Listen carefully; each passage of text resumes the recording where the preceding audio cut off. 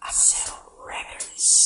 Isang beses pa lang ako na nagmahal ng ganito. Hindi ang isip kong hindi ang puso ang ginamit ko. Sa sobra kong pagmamahal naging bulag-bulagan. Ipinagpilitan kahit na ipagtulak-tulakan. At imbis na ako ang magalit, ako'y nagpakumbaba. Kasi nga mahal kita, kaya ko yan nagagawa. Hinihingi ko lang naman sa'yo ay mahalin mo lang. Yun lang naman ang gusto ko eh.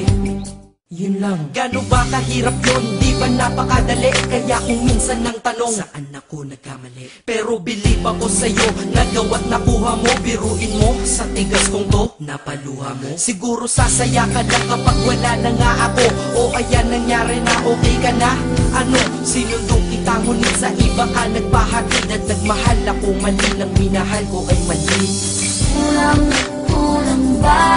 Hindi pa ba sapat? Inubos kong lahat. Panahon ko sa'yo, anong gagawin? Di mo pinapansin etong damdamin, aking paglalambing.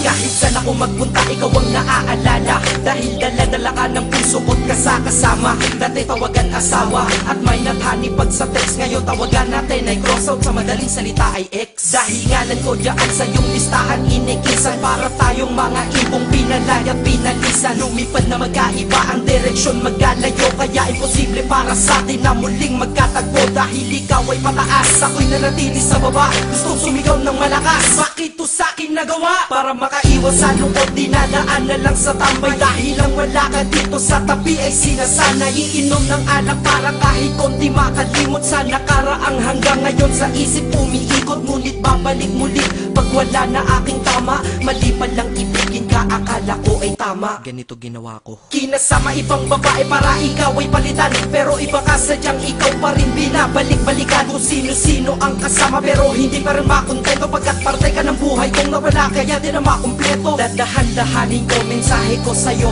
para kahit kaunti man lang tumagusto sa puso mong nara. At sana isagutin mo ang huli kong katanungan, bakit mo ako iniwan? Saan ako nagkulang? Bakit ba sa mundong to may mga taong hindi marunong makontento? Mga taong manloloko. Kami naman tong mga nagpapaloko.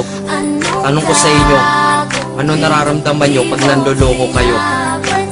Pero minsan, sana matanong nyo sa sarili nyo, ano pakiramdam ng mga naluloko nyo?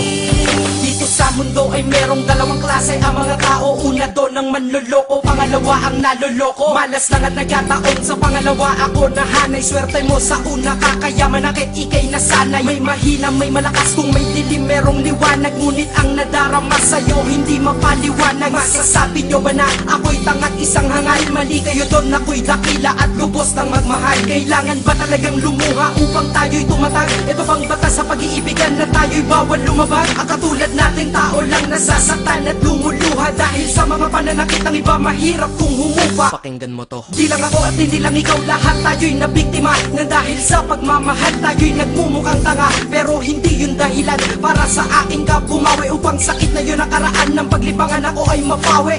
Inubos ang lahat-lahat ng panahon. Lahat ng sakin ay sa ilang lahat. Dapat alam mo yun. Kulang na kulang ba? Ha? Kulang na kulang pa ba yun? Naway madala ka sa awitin, damahin mo lungkot ko ngayon. Pero kung sa iba ka masaya, masaya na rin ako. Kaysa naman sa malungkot ka kapag ako kasama mo. Ito ang mensahe ko sa isang babae ko pinapupunta. Kilala mo kung sino ka. Kulang na kulang ba? Hindi pa ba sapat? Inubos kong lahat.